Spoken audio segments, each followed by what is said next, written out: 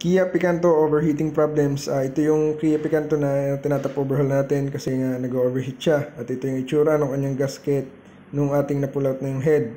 Makikita nyo na dyan dumadaan yung mga tubig sa kanyang lusot na sa kanyang mga gasket kasi punit na. Kasi dating tubig lang yung gamit ni customer.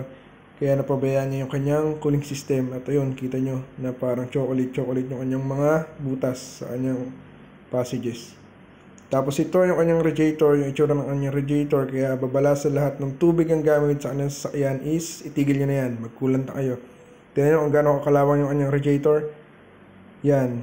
Kaya kalawang din yung kanyang block, yung head, yung ano. Kaya nasira na yung gasket niya. Kaya kayo, dapat lagi kayong magkulan. Ito, ipapalinis na natin to sa labas sa mga shop. Kasi hindi na yata kaya ng budget ni customer na magbumili ng bagong radiator. So yun lang. Dapat lagi kayo nakakulant at huwag tubig ang gamitin. Salamat!